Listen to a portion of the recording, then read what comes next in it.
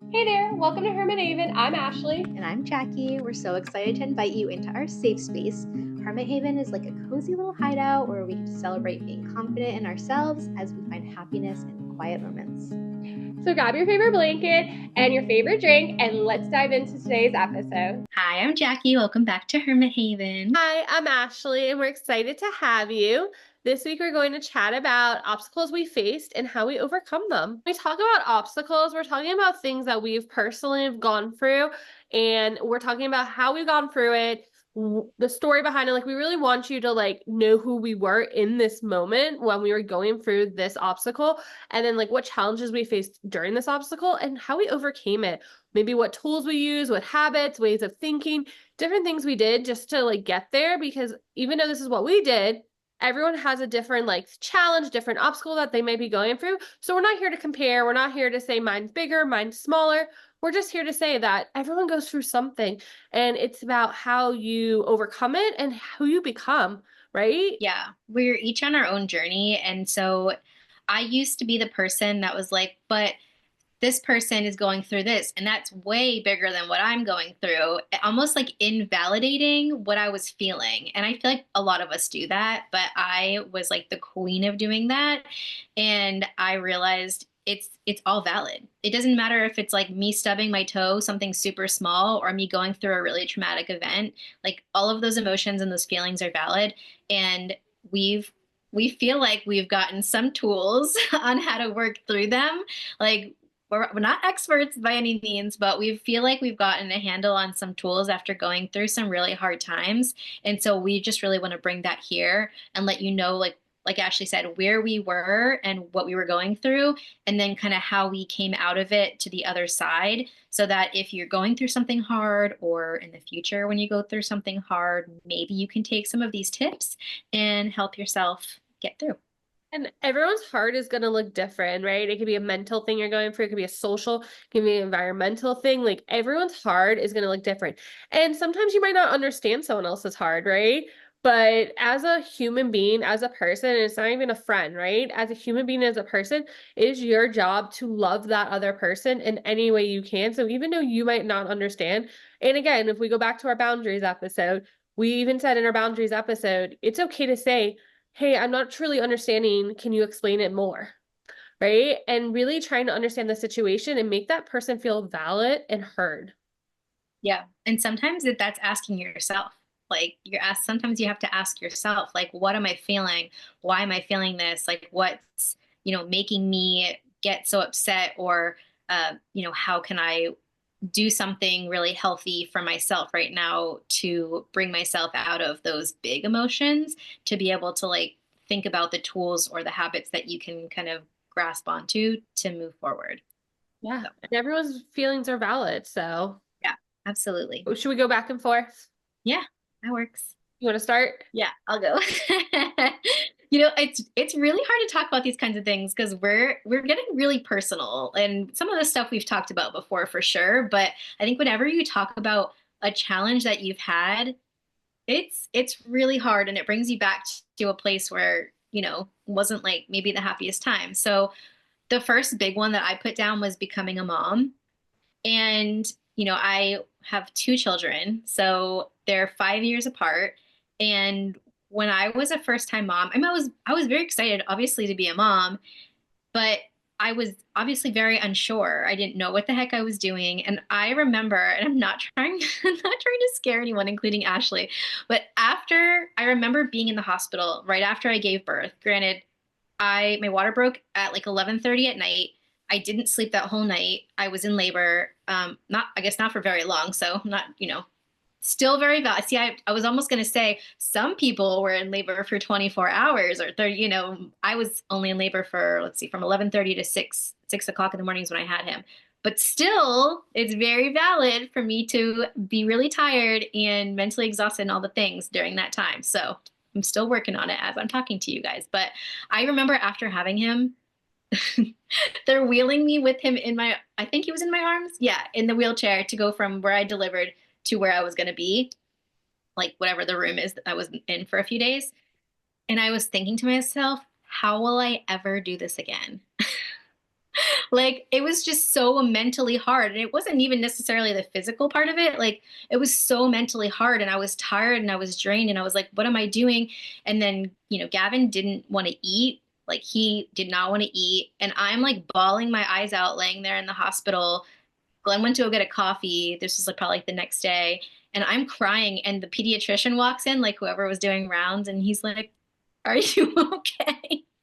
And I'm like, my baby just won't eat. And so he's like, oh, okay. And so he came in and he did something to make him cry and he stuck the bottle in there and he was like, there you go. And like, but that kind of set the tone. I feel like for me being a mom, like you're just emotional and there's so much happening. And I feel like people gave me advice to take time to be by myself. They gave me the advice. Did I take the advice? No, I didn't. And they would I remember Brittany would tell me all the time, every walk that we went on, she'd be like, you need to be taking more time for yourself, like by yourself, like go do things. But Gavin was such an easy baby that like, I was like, no, it's fine. I'll just bring him with me. And like, I wish I would have done more by myself to take care of myself. And it's interesting because moms, like obviously during pregnancy, I feel like we're all making sure that the mom's okay and all the things. But the real part that is almost even harder is after you give birth because now you're hormonal, your body has changed. Like you have a little baby you have to take care of. You don't know what the heck you're doing. It's a whole thing. It's a whole vibe. I'm so glad that I could be there for Ashley during that time because it's a whole thing and you don't realize it if you've never been through it, right? Like you don't realize it. And so, anyways, I will say that after Gavin, I didn't take any advice. I didn't do any of the things. I didn't have any of the tools. And I think eventually I started to work on my health and things like that, but I somehow made the decision to have another baby. It was 5 years though in between. Like that is the span of time that it took me to be ready to have another. And I thought I wanted to have like three babies. Like I loved him. I loved being a mom. It's just my mental health was just not, I wasn't working on it. I wasn't working on it and I wasn't doing the things that I needed to be doing. And I didn't honestly even know what to do. So I worked on it a little bit, I'd say leading up to having Pierce. I feel like I did do some things for myself, um, doing some self-development and things like that. N Not taking, I feel like, a ton of time. But then I had Pierce and I was like, things have to be different. Like things have to be different this time around. I have to make sure that they're different. And so after I had Pierce, I slowed down. I didn't try to do my normal schedule. Like I tried to do all the things after having Gavin that I did before I had kids. Like it doesn't work like that. Like you have a child that needs you. And so I started to be like, Jackie, you can't be doing everything. You have to just let go. Like you got to let go. It's going to be okay. The world is not going to end. You have to let go. So I let myself enjoy sitting there holding my baby instead of being like, wow, I need to do the laundry. I need to do this. I need to do that. I need to do all the things. I let myself enjoy being a mom with Pierce. And it was a totally different experience. And I'm sure a lot of it is like first time mom, like things, but I started walking, I started losing weight a little bit faster, which helped me fit back into my clothes and feel a little bit better. I started doing things that made me feel good. And I don't think that I wish I would have done more still at that time. I wasn't taking as much time for myself as I do now. I wasn't trying to be creative in the ways that I really wanted to be. But at the same time, I learned from the first time and started to do it a little bit different the second time and let go and let myself be more confident as a mom. Um, yeah, I don't know. That was my first one. So proud of you though. So proud. You did amazing. Yeah. It was a good, you really opened up and you really showed like what it's like to be a mom and what you went through. And I love hearing your story. And there were some good, powerful nuggets there. Thanks. Okay. And you're the best mom. Thank you. I have a lot more to say about, not a lot more, but I have more to say about that after my next one. I will explain further more tools and be a little bit more helpful, but I'm just being honest that like I didn't do all the things I'm doing now then. All the things I'm going to explain later that I feel like have been like life shifting after this past year. I didn't do all those things then, but there's Always. always time to step into that. So, I love it. yeah. Okay, so my first one, I feel like I talk about this a lot. And I want to go more in depth because I feel like I've only talked about like a few things in this. So I'm going to talk about grief. I know again, this is something, but like I keep talking about, but this is really part of my story. I feel like grief has followed me since I was like in high school, even younger. Like I've experienced so much grief and like and we're not taught how to deal with grief. We're not taught like how to really go through it and like how to experience it. And I think all three of mine kind of go together too in reality. But so I would say like the first people I really, the first person I remember passing away was my mom's best friend's son, and like we grew up together, and I was like in high school when I found out, and I knew he had cancer. Like I knew eventually he would pass away, and I remember that, and I remember that lingered for a long time. Right, I was like kind of feeling guilty, like I'm alive, I get to do all these things, and he was younger than me and he's not here anymore. Right, and so that was like one of the first times I experienced grief, and I didn't really know what to do. I was in a whole nother state. I didn't live with my parents. Like I was living at my friend's house, sleeping on a couch. Like it was an interesting time, which we'll get more into in my other topics. But and then my grandparents, I want to say, I think it was like my grandparents passed away not long after. I want to say before then though. I don't, again, all this is like kind of like I don't remember everything exactly how it happened. Things kind of became like mushed together almost, but in high school, our best friend Trey passed away. And I remember, and this was like a big hard one for me when Trey passed away. Trey and I, like, we had all the same friends, we hung out all the time, right? I gave him the nickname Trey Trey, which our people will say they did. And I'm like, I know I did, but that's okay. But Trey Trey was an amazing person. He was one of the people in the group that like really had his ish together almost, and I kind of felt bad what happened to him. And it's sad too because we will all go to we will all die with the secret of what happened to Trey. Like it's not really known what happened to Trey. It's a mystery in reality. And I remember when Trey passed away, like me and my group of friends, we all met up at the high school parking lot and we all came and like did a huge memorial for him.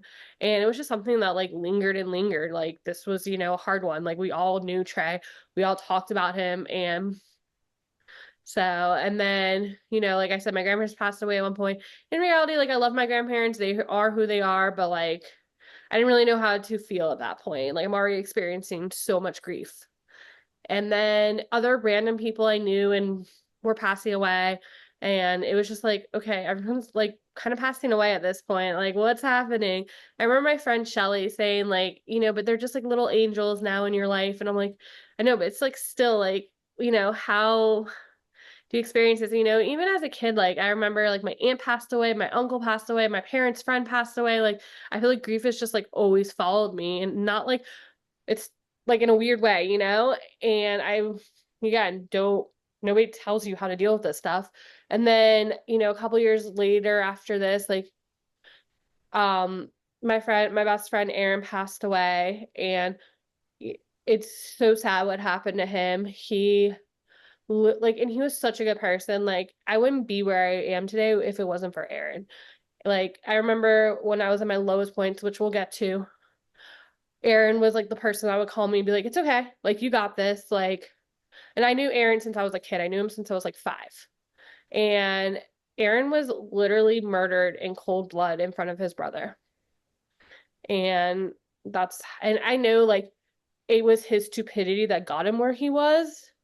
But like for to lose his life like that and his family to experience that, that's just hard. And I didn't know how I was going through my own grief. I didn't realize like everyone was going through their own grief too. And sometimes I feel guilty, but it's something I had to get over. that my best friend wasn't coping with what happened to Aaron. Like her and Aaron were soulmates in my opinion. And I think she started doing bad things and just like not taking care of herself and I didn't realize. And then I lost Miriam and this was like a couple months apart. Like Aaron passed away on July 4th and then Miriam passed away like in September. Like this was just a couple months apart. And Miriam, I think just what I was told and what I believe is completely two different things, which is another thing that I had to like really kind of, I don't know, like figure out how to deal with that. Like I was told Miriam just overdosed, but the story never made sense to me because she was on the way to her brother's house, her bags were packed, she was about to leave. Like that's just not Miriam. Like I've known her for as long as I've known her. That's just not Miriam. The only reason she would ever do more than what she did is because someone else was there that encouraged her. But I will never know the true story. And that's another thing too, is like not knowing that's like what actually happened. And do I need to know it? No. But would I feel peace? Yes. And, and then flash forward, as you guys know, my grandparents passed away. Like I moved to Orlando to be with my grandparents and we got a lot of time together. And then my papa got sick, which was really hard on me. I felt like no one believed me when I said like he was not getting the care he needed, right? Like I remember I literally saw my papa a week before he got sick and he was in good care. Like he was good. Like there was nothing wrong with him. And then the day he got sick, I was like called by my family to go to the hospital to see him. And I was like, something's wrong. Like he's hallucinating. Something's wrong. And nobody seemed to like care what I had to say. Everyone was like treating me like I was a child. I was like, I spend every day with them, like if I could. Like I talk to them every day. I see them all the time. Like I know what I'm seeing is not correct. And watching him like not really feeling like he got the care he should have was really hard. And I think grieving Papa was harder on me than grieving Bubby because I was Bubby always prepared me for her death. I know it sounds weird, but Bubby always would say to me, I'm gonna die one day. Like, you need to realize, like, I'm not here forever. And I never took her serious because I didn't want to believe it. Like, who wants to believe that their best friend's gonna die, right? But I think like it was the shock of like Papa getting sick and like just going through that. And Bubby even asked me, like, are you sure, like, you're okay with going to visit him? Like, she knew that that's hard on me. She knew that's not, like, what I would like to do. Like, I didn't even go to Miriam's funeral. I didn't go to Aaron's funeral. Like, I can't mentally do things like that. Like, they're just not my thing. And going through watching Papa be sick and going through all the things and knowing he passed away and going to his funeral, like, it was just hard. It was hard. I remember, and I was literally when Papa got sick, I just started working at Disney. So like it was a hard balance, like working my dream job and like seeing my grandfather get sicker and sicker and sicker. And like I remember at one point I was like so like our storage closet was in the like back of the arcade. And I remember one time I was just like bagging marshmallows and I started bawling my eyes out because I was like, we used to go to the arcade together, like just listening to other kids have fun and like it was just hard. And then Bubby, I knew once Papa passed away, it wasn't much longer until Bubby passed away. Like those two were the only reason Bubby, like I feel like Bubby was hiding a lot of medical issues she wasn't talking about because Papa, she had to take care of Papa. And I think me and Bubby had some good little girl time together for a little bit and then she fell and yeah, that was it. Like and I think I just pre-grieved her and everyone tried making me feel guilty because I stopped visiting her. But Bubby knew that like every time I visit her, I was going backwards. Like my mental health wasn't going forward. I wasn't doing the things I needed to do for myself. And like to feel the support from Bubby knowing like I'm doing the best I can was like all I needed. And I think for me, like, like I said, this is something that's like been in my life like for a really long time, like just dealing with grief and dealing with like these emotions, right? And I think something like I realize is like I have to take care of myself. Like I have to live the grief, but then not just like sit there and like cry about it every day. Like that's not going to move me forward. That's not going to move me to where I need to be. Like, and I think the fact is that like with Bubby, like I had to really say like I can't keep coming anymore. Like I had to separate myself, and that was like a big step because at that point it was like I knew what I needed to move forward, and I knew what I needed to grow as a person. I think for me like those tools are taking care of myself, like putting myself forward, doing things I love, like right? That was so important. Showing up for people and being there and having people support me, right? And I didn't always have support, but like, when I lived in with my parents, we go to see my cousins a lot. And that like really helped me get through like that stage, life was like seeing my cousins. Like it's just the little things. And I think we think we need like this big magical like thing to like fix us, and it's not. It's the little things that are building blocks to who you want to become. So like taking time to listen to that podcast, going to see people that like literally would do anything for you. Like, and I think that was where the tools that I used to like move forward. And I think, I could still feel guilty, like, oh, I wasn't there for Bobby. Oh, I could have been better friend to Miriam. I could have done all this for these people, right? I could have spoken up with what happened to Trey, right? But if I let that guilt get to me, I wouldn't be where I am. And so it's the fact is that you have to let it go. Like really say, like, I did everything I can in that moment. There is nothing more I can do, right? We are all different people, and you don't have a magical time machine that's going to go change these things. It is what it is. Like our little therapy session. It is. But I was just thinking when you were talking about Bubby about my dad, and I was like, I bet like they would have loved to listen to this podcast. However, I don't know that we would have created this podcast if they were still here. It's so true. And I think like someone said to me the other day, I was texting my old HR manager for a reference, and she goes, your Bubby and Papa would be so proud of you. And I literally, the fact is, like, other people noticed that. It just made me cry. I was just like, Yeah, it's it's like, so true. She would have totally listened to our podcast. no, 100%. She would be like, I remember when I moved to Israel, Bubby and Papa were like, okay, they like made me set up like a wait for us to like video camera every week. And like they would call me every like once a week. Like they would call me from their computer once a week to like do a little video time with me. And then eventually like they got an iPad and they could FaceTime. But like they were my biggest supporters. Like there was never like a moment where I wasn't like, Bubby and Papa will be there. Yeah, yeah, that was Dad. He always supported me in all my whatever business ventures, no matter what I did. He was always like, "Yeah, go ahead, do it. You You could got do it." it. Yeah, loved it. Is it me now? It is you. Pass. I pass the mic. I kind of lumped my 2023 all together, and I'm not going to go into detail because I talked a lot about it in our second episode, about like everything that happened that year.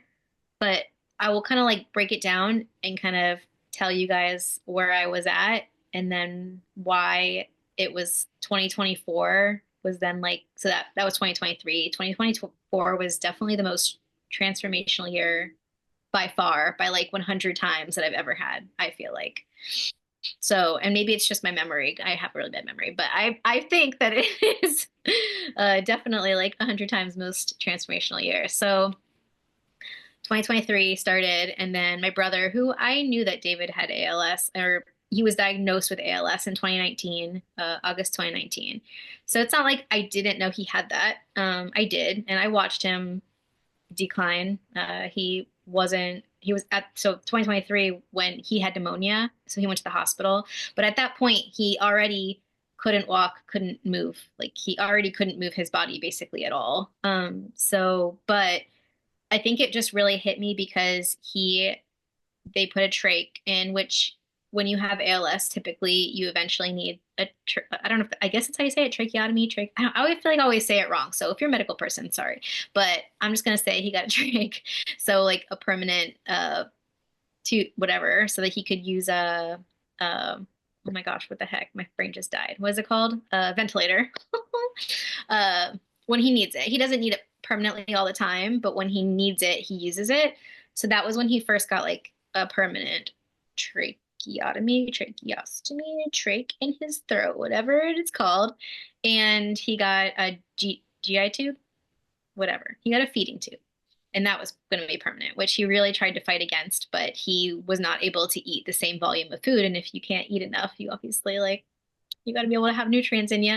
So, anyway, I think just those two things when he was in the hospital just kind of like it hit me like, what the heck? And then I wasn't sure if he was going to come home because of the level of care that he needed. He was in the hospital for 3 months. And so I think it all just hit me when he was in the hospital, seeing all this happen. And it was like, wow, like this is like, I knew it was real, but this is like real, real. Like this is his, like this is the hand that he was dealt. And as a sister, right, little sister, like I remember him being the person that went to the gym, like scuba dived, like played softball, played golf, like was very active, very healthy.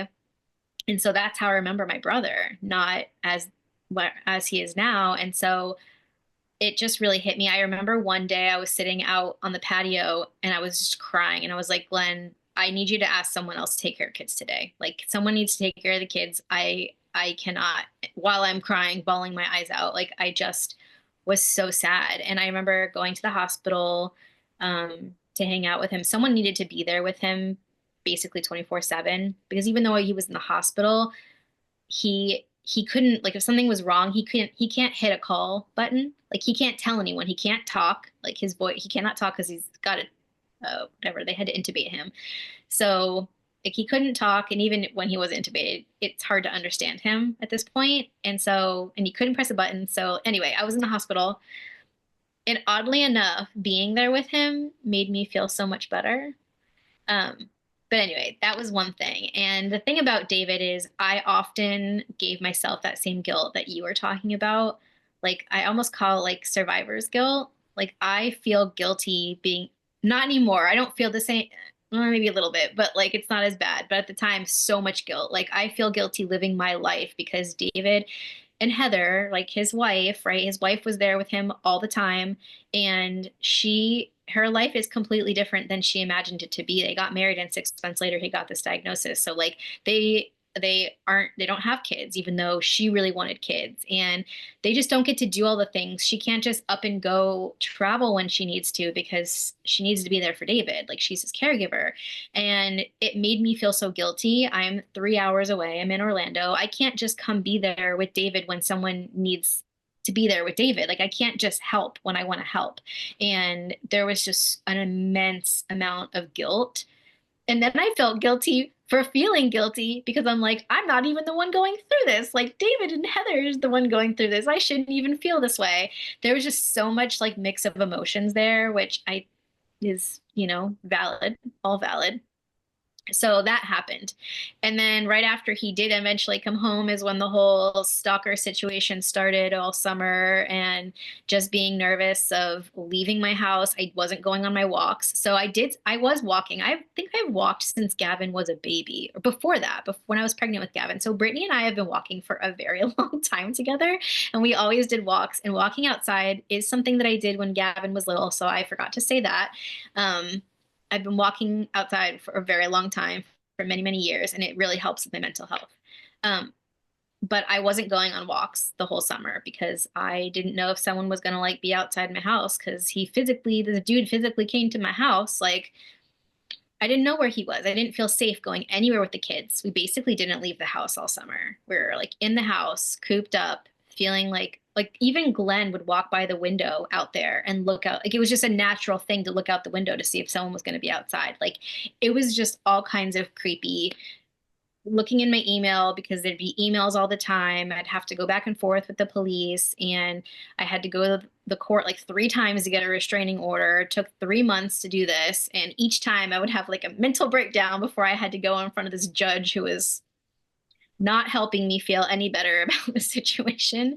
And so that was the summer. So it was just stress on stress on stress building up.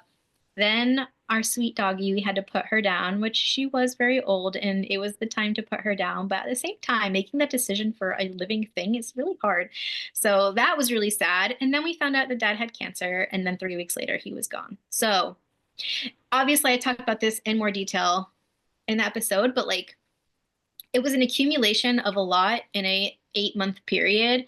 And I was stressed and sad, and my creativity was completely gone. And we've talked about that. When Ashley asked me to do this podcast, I was like, I don't know how I'm going to be able a help to you because my brain is just not even working. I can barely even like live my life, like take care of my children and myself. So like, but this podcast really was a huge factor in me finding myself again. And I took 2024 to prioritize me.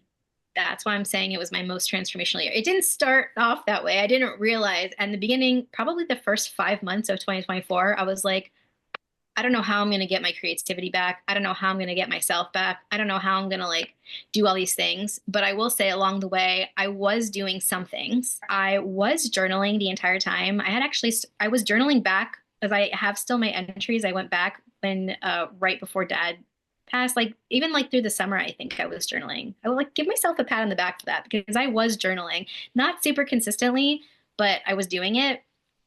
I started doing my walks outside again, which was really hard and very triggering. And I got pepper spray because my friend Tracy is a police officer, a federal officer, and she's like, get some pepper spray. And I was like, okay. So I got pepper spray, started doing my walks again. And I'm like, it really was hard at the beginning. And that's the thing is like, when you go through something really hard and then you try to go back into like a normal-ish routine, it's not going to be easy right away. So if you feel like it's hard, it is going to be hard.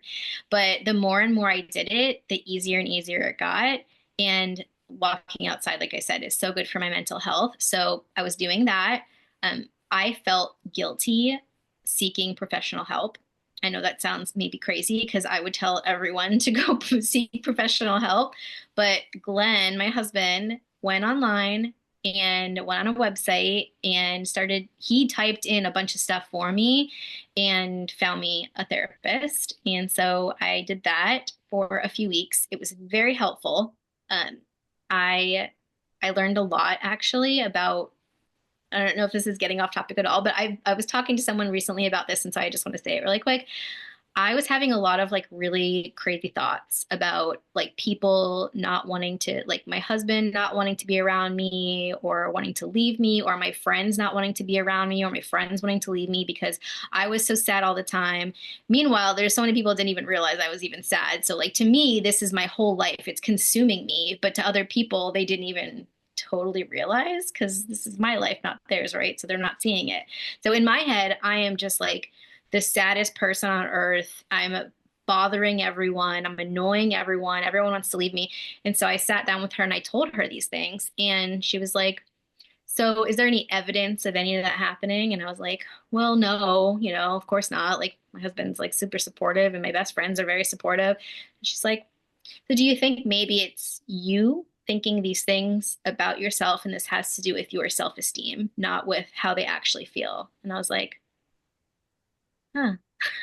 One of the most, like, one of the best things that came out of 2024 was her saying that to me because I have always had a lot of self-esteem and self-confidence issues, which I think a lot of people do, even if they like don't totally admit it. And that can really manifest in other ways that we don't realize. I would have never, I don't know if other people are like, duh, but I would have never put that together. Like, that is why I'm thinking all these people want to leave me, is because in my own head, I'm like trying to, put myself down or whatever, like self-deprecating, I guess, whatever you want to call it.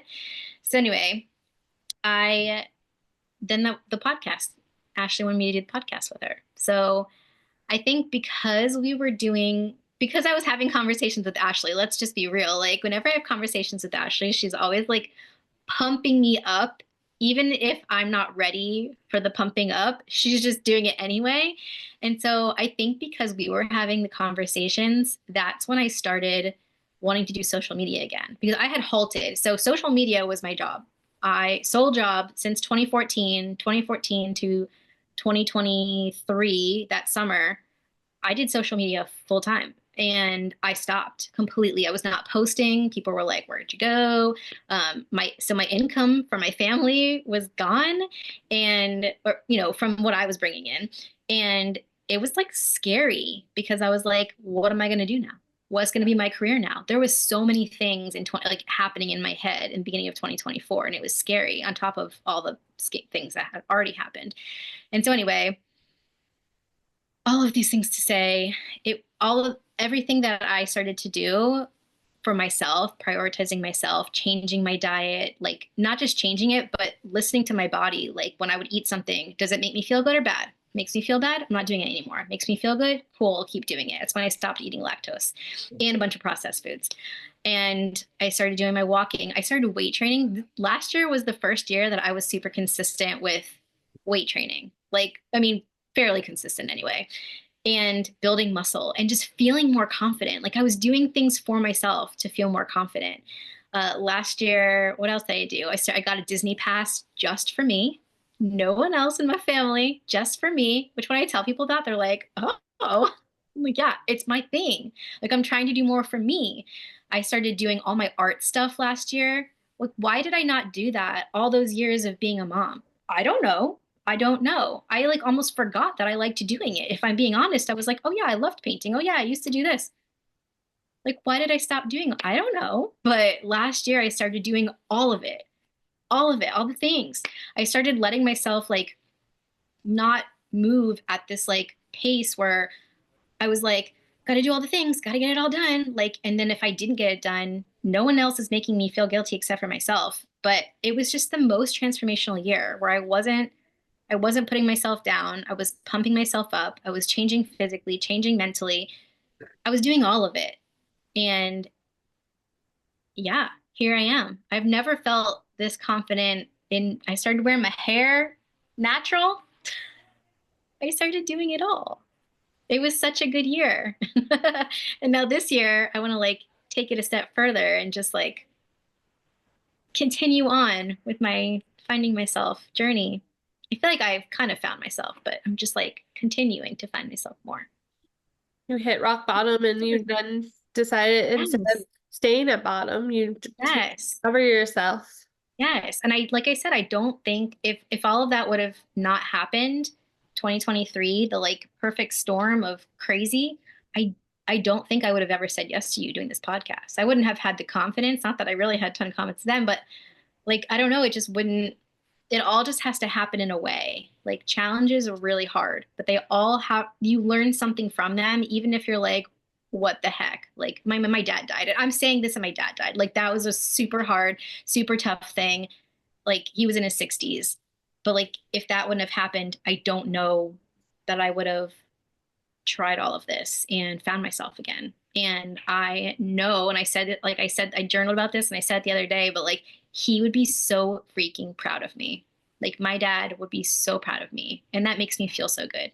So You're amazing, and you're definitely been growing more and more, and it's just amazing to like watch your journey.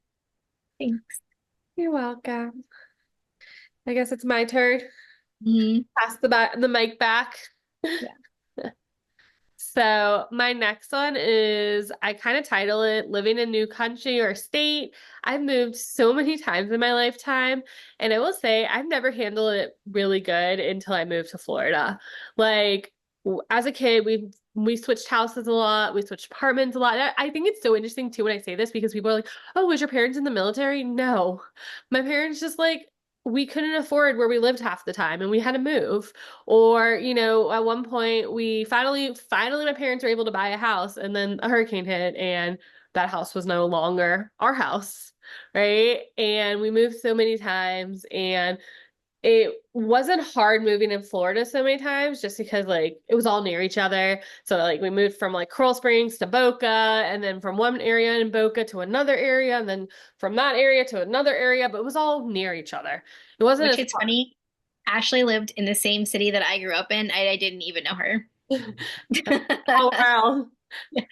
All world, but we moved so many times, but it didn't really hit me like the moving aspect. Like I got used to it. Like, okay, we're just moving to our apartment down the street. Like we're moving another like 30 minutes away from where we live. Like no big deal. But then it was when I was in high school. My parents my dad was like gun ho that nothing, like no Florida educational system is good for me. Like my learning disability is just so like hard that nothing is good for me here. And I get it. Like my dad was making the choice he was making as a parent. So his idea was to send me to New Jersey to live with a random family, not even a boarding school, and where I was living because they couldn't find any place for me to live, truly. So the place that they found was like an hour away from like my school. So like I wasn't near any friends, I wasn't near anyone that I went to school with, and I was basically just by myself. And this was like the hardest. So first of all, when I found out like we were moving there, like I was going there, I was excited. I was like, oh yeah, like I was excited. I was like, oh yeah, I get to meet new people. Like that's just my personality. But when I got there and realized what was actually happening, I was not excited anymore. Like I literally was like, okay, you guys can leave, right? Because where they left me was like in Livingston where everything happens. It wasn't in the city where I was gonna end up. Right. So I lived with like this rabbi for a couple of days. I don't even know how they found this rabbi, but that's the Jewish community for you. We just like find people. So I lived with this rabbi for a couple of days, and then they ended up finding someone for me to live with in Morristown, New Jersey, which is the most religion, like one of the most religious places in New Jersey. There's literally the Rabbinical College of America there. So it's just like straight Orthodox. And the neighborhood I lived in was literally, there was only Jewish people. It was like a little circle roundabout, and it was only Jewish people.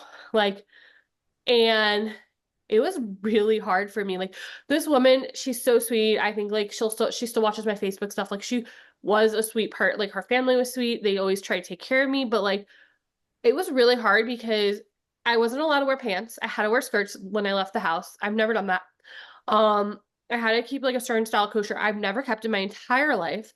And the worst part was, this is the first time I ever left my family, and my mom did like everything for me. Like I would say I was pretty spoiled. My mom did my laundry, like she did everything for me. It was great, right? These pay like, and I don't think they meant it, but like my biggest pet peeve is when Jewish people are talking bad about you behind your back, because it's like a huge like thing in the Torah that you're not like you should not do that at all. And I just remember hearing them talking bad about me all the time, saying, "Oh, she can't even do her own laundry. She can't do this. She can't do that." Blah blah blah blah dee da. And I was just like, I'm like 13, 14. Like I And you just had this huge life change. yeah, Like like that is a huge change going from what you were doing to changing your food and your dress, how yeah, you dress. And yeah. It was insane. And and I felt like some of the cool things was is that like I got to like shoot my parents like paid her money every month like for food and all these things. And so like she would let me pick out like any snack I want. Like I've never had that. Like it was kind of cool. I got like things like that. But like I still had to like figure out how to do all these things by myself, basically. Like right? And it was so hard. And they kept like super like the super amount of Shabbat. Like it was like super like Orthodox Shabbat. And so like I have had to kind of keep that too, even though I've never done this in my entire life. I would literally walk into town, which town was an hour away. I would literally walk into town and spend the day in the town because I didn't want to be home on Shabbos, because that's not, I didn't come from this religious place.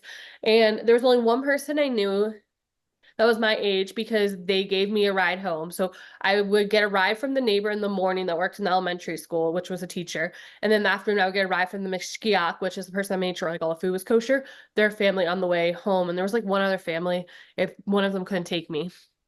So like there was like literally no one. And I would like, this is like when I was saying Aaron would always talk to me on the phone and like try to be like, it's okay, like it's all good.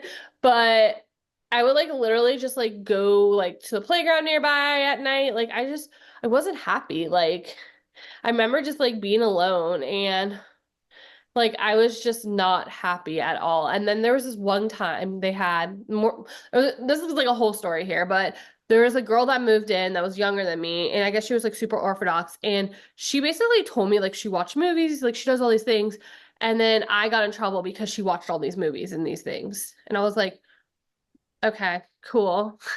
Like and it was just like I couldn't like I felt like I could just never get forward there. And so I spent a year at this house. Like again, they're sweet people. I came back and visited them one time. Like it wasn't anything against them, but it was just like not the experience for a ninth grader. It was like really traumatic. Like, like I would like for the holidays, I would like stay at my friend's house in like Livingston and like try to like be in that area. And then the following year, I came back. This was not my decision again. My parents decided this for me. And I they didn't know where I was gonna live. Literally nowhere for me to live.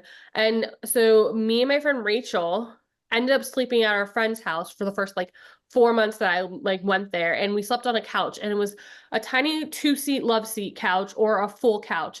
And me and Rachel got so tired of trying to like share the love seat couch that we ended up just sleeping on the big couch because it was more comfortable this way. And they had no hot water, only cold water. So all their showers were cold. They had no gas. Like they were struggling with money themselves. Like this helped them out. And I was like, okay, now I'm in Livingston. It's great, but it was terrible. So then my parents found somewhere for me to go, which was another family that was super religious. They had young children, and I lived in their basement. And they basically would like, if I was home and they had to go somewhere, they would just leave their children with me. And I was like, cool, now I'm official babysitter. Like I didn't ask for this. Right. And it was just so hard. I remember like if I go back and like scroll, like I was taking photos like save me, save me. Like I would write it on my hand. Like I didn't know how to deal with this situation. Like I was like a teenager, right? And I didn't handle this at all.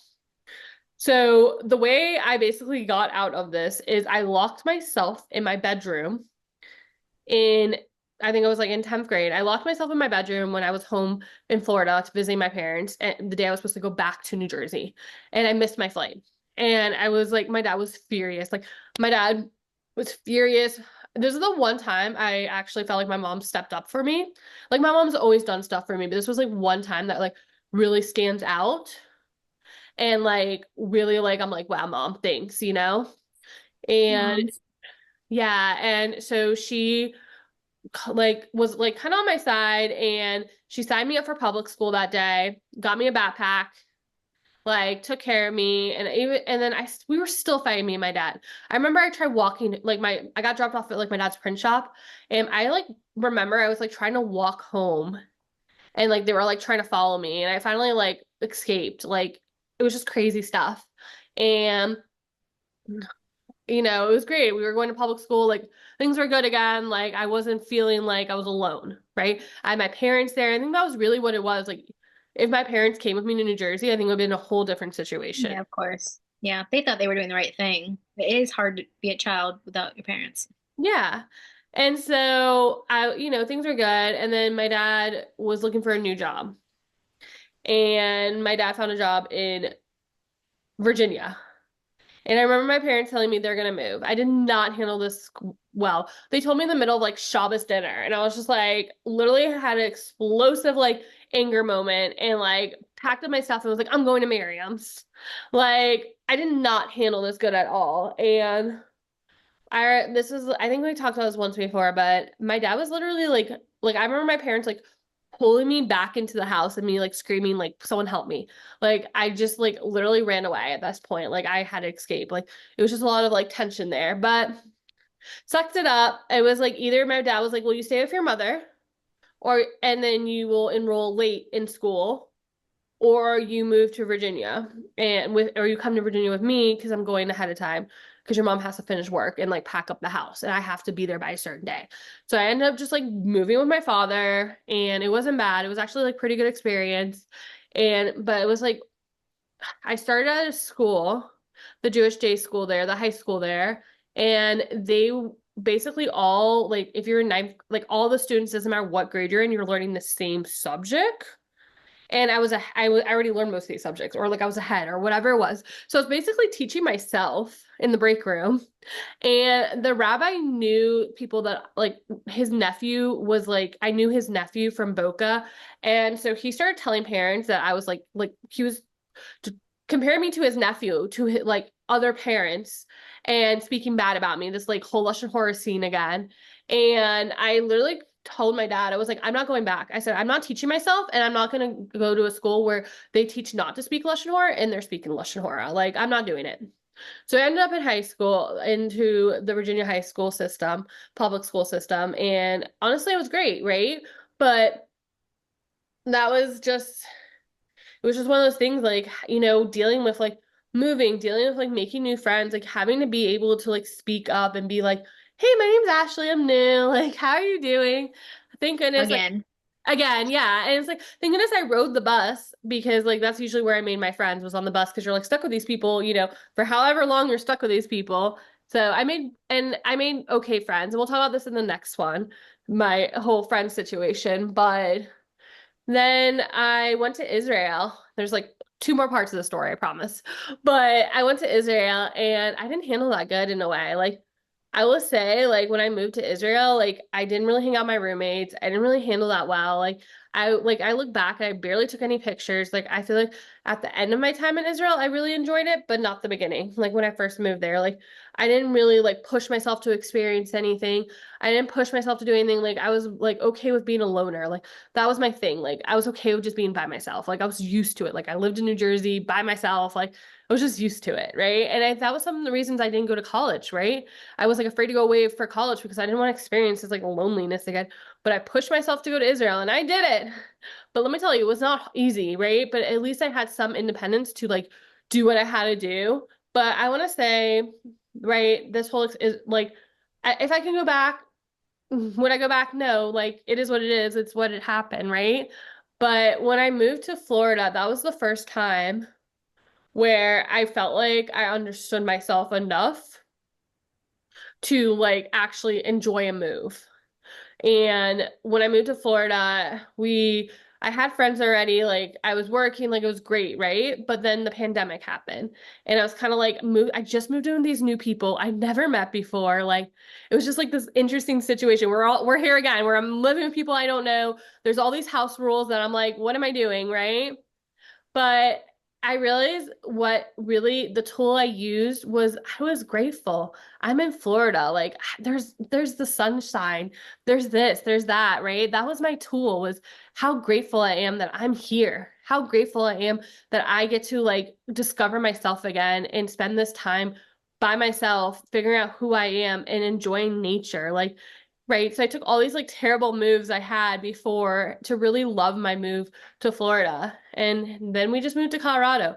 I still barely know anyone. We have like one friend. I think, they're super sweet. They invited us over recently, but like I feel like something that's really helped me with my move to Colorado is like pouring into myself, taking care of myself. Like that is something like I realized like was the secret. It's like I wasn't pouring in myself in a healthy way. Like just watching TV shows and numbing out to Netflix was not the answer. Like really pouring myself in and really being grateful for what we have. Like no state's different, no state's the same, no country's the same. Like being grateful for what I have and really pouring into myself. And I'm I think something too that really helped me with my move to Colorado is besides like having Matt as my support system was babysitting. Like I got to meet all these new families. Like I got to feel like I'm part of the community.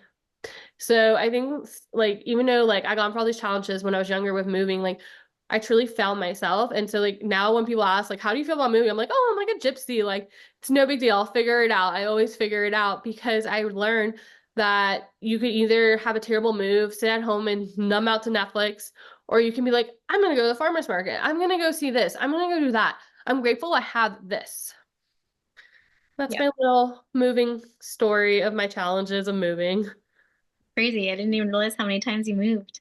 It's insane. I've lived in like no, 4 different states now. I don't even know. What are we up to? New Jersey, Florida, New Jersey.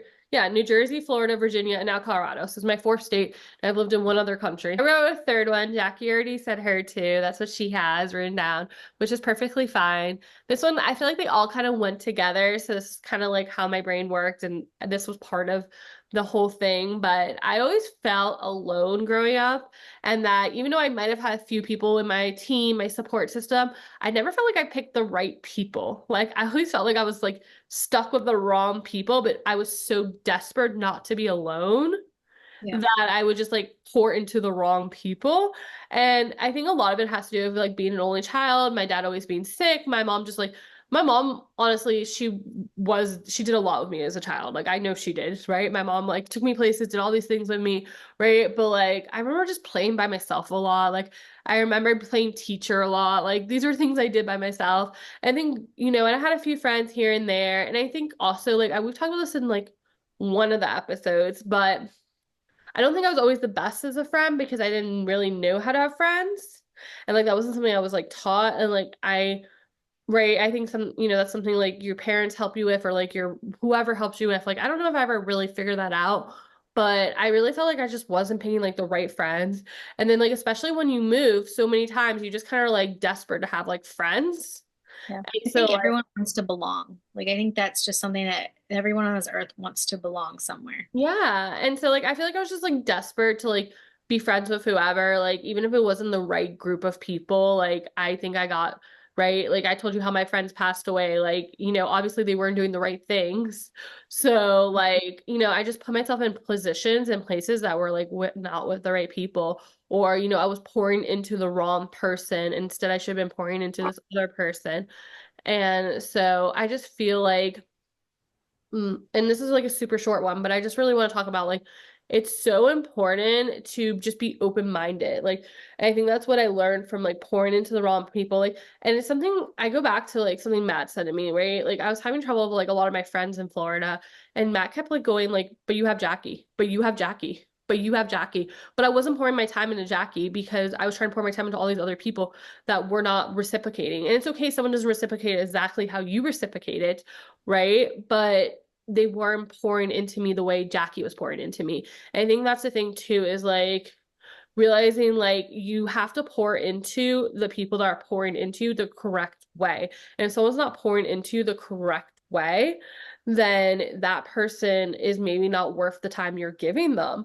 I think that's something like I realize is like I will give my time to anyone and I will give all my time to anyone because that's just who I am. Like I enjoy as much as like I can be a homebody, I enjoy people. I want to hear your life story. I want to hear everything about you. I want to support you. I want to love on you. We're Like cheerleaders. We talked about this earlier. I have an episode about it, but we're cheerleaders. I think I was thinking about that, and I think it's because we are like people pleasers. But well, like I think we've come a long way with like boundaries and stuff. I don't think that we're still like super people pleasers, but I think there's some goodness to people pleasing in that way because we are cheerleaders for other people, and Ashley's always cheered me on. And so even though those people maybe like, sorry, I didn't mean to like take over, but like even though those people yeah. maybe weren't the right people to pour into, maybe they needed that from you at that time. And even though you didn't get anything back, like it It, all is karma and it all comes back to you. yeah. Anyway, sorry, go ahead. We're good. And I think, and that's something like one of the lessons I learned, like one of the challenges I faced was like picking the right people and being okay that you might only have like one or two people in your corner, and that's okay. Like, right, you don't need a big group of people. And I think that was the thing too, is like I always like I think watching TV shows and like spending a lot of time just like watching like social, media at one point or whatever it is, like you see all these big groups of people and you're like, oh, I want that, right? Because it looks fun. You don't really know what's going on behind the scenes. You don't know any of that, right? And so I don't know. I feel like too, like another thing with this is learning how to speak up and saying, hey, this is not okay. What you're doing to me or what you're doing yourself does not make me want to be around you. Yeah, And people think like, I think people will say like, oh, I'm a bad friend because I don't keep friends.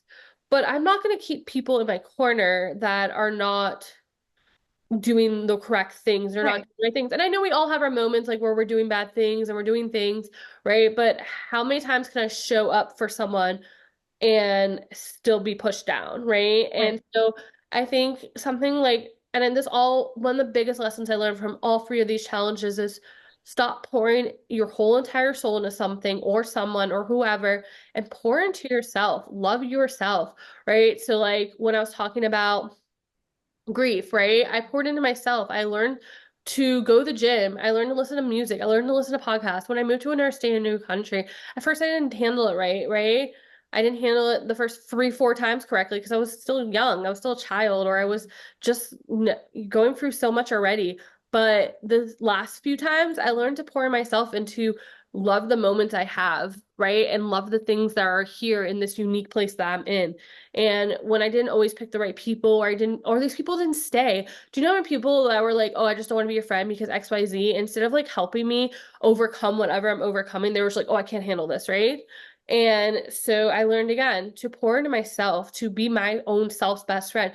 And that's why like I feel like I can handle so much is because I'm like, okay, but I'm my own best friend. Like nothing's gonna tear Yeah. me down. Yeah. I think last year, just like on this topic, because I think my friends were a huge part of helping me like work through the challenge. I had these people that I was kind of leaning on, right? But then I felt like I was leaning on them so much, like I was almost becoming dependent on them helping me through. And so I think it was like halfway through the year when I remember even journaling about it. I was like, I need to have that self-validation. I need to figure out how I can be my own cheerleader. And it's great. I mean, it's great to have people. It's great to have Ashley. It's great to have other people, but I cannot rely on like having them pump me up every time. I need to figure out how to pump myself up. And I just think through prioritizing myself, that's how I mean, I'm not an expert at it, but I feel like I have way more of it now than I had this time last year. And I think that self-validation and not needing those people, like that sounds bad. Like I do need my friends, but I don't need them to regulate my emotions. I don't need them to feel confident. I need to be leaning on myself for that. So sorry. No, I agree. And I think too, like something like, I think about like I've always had good self-esteem, but like the confidence was not always there, right? And so like I feel like I wouldn't have done all the things I like without these challenges and with and there's so much other challenges we could talk about, right? This is just Yeah. like the very like this is just three topics, right? There's so many other things I've gone through. Like they're just so deep that I can't even express them, right? But I don't think I would be who I am without these challenges, and I don't think I would have the confidence I have, Yeah. right? Like I always had, like I said, I've always had high self-esteem. I've never like felt like I wasn't like beautiful. I've never felt like, even though I have moments where I'm like, oh, I don't like that. Like we all have those moments, right? But the confidence, right? That's right. It's the because I've overcome all these challenges, I got all this confidence from it. Yeah. I think when you're faced with a challenge, it's easy to sit there and be like, the woe is me attitude. And while you definitely are valid in how you're feeling, like 100% you are valid in how you're feeling, it's kind of how you take that and move on that some people can't take it and find some sort of like something in it to move on. They just want to sit there and be like, well, because of this, I just can't live life because of blah blah blah. And it's like, well, no, like you can, but you have to be able to like pick yourself back up and prioritize yourself and do things for yourself that help you move along. And so it's just taking those challenges clearly from what we both said, like challenges shape you into the person that you're becoming. And they Yeah. can help shape you into the person that you want to be, but you just have to be able to see like the gratitude in the really hard things that you're just like, I have no idea why this is happening, but what can I make from it? I think too, something that again is so hard, right? Is how do you move on and still be like, well, I went through all this. But that's the point is you face this challenge, you found the tools which should help you move on. And it's not you now forget about it. Like I never forgot my story. You never forgot your story. You never forgot what you went through. But if you don't continue to move on and live your day every day, then you're just living in the past and you're not going to be able to accept the next blessing and accept the next beautiful thing that comes into Yeah. life because after a storm, there's always a rainbow. Yeah. I want to love myself and my life as it is right now, even if I'm going through something hard, but still have the desire to stand up and grow and become an even better version of Yeah, me. I think visually too, the way I look at it is like it's like a dime or a nickel or something, right? It's the most beautiful nickel when it comes out of the mint, but of course it's gonna go through person to person and dent, and it's still usable. It still does its job. It's just not as pretty as it was before, and that's okay. And sometimes you got to clean it up and shine it up. Exactly. Prioritize yourself, Dickel. Exactly. But I think one thing we want to make sure we want to end this little conversation with is how grateful we are for the things that we were able to do to shape ourselves and how grateful we are for who we are now. And I think that's so important is just having that gratitude no matter what. Yeah. And having the support system, the people like your community that's going to help you and not keep you stifled and be like, it's okay that you're just sitting there, like not taking care of yourself. Like, no, like you're worth it. Like you're welcome to feel what you feel, but like let's get up and keep going and move on. And that's what we want this community to be is that help for everyone that's going through tough times, which we all are going to. And we want people to speak up too, right? This is, we went for three different things. We went through different things, but my challenge might relate to one person, your challenge might relate to another person. And I think it's so amazing hearing other people's stories because you're never alone. Yeah. There's someone else. And again, we're not comparing, right? Your stories might be different than my story, but you're never alone. Some similarities are going to be there, whatever they are. And it's the bottom line is we're all in it together and we will get through whatever because we need to move on. Yeah. And we love you all so much and we appreciate you coming to this conversation. This was a hard one, but we're glad we got to share it with you.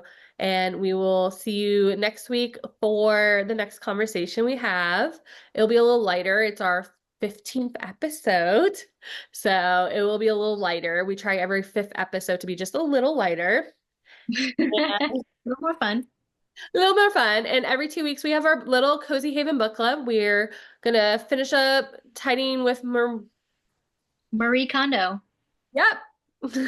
I can't even. I'm terrible with names, books. It's fine. But we're gonna finish that up, and then we'll have another book for you. So if you're just wanting to hop in, you can totally hop in with this book or the next book.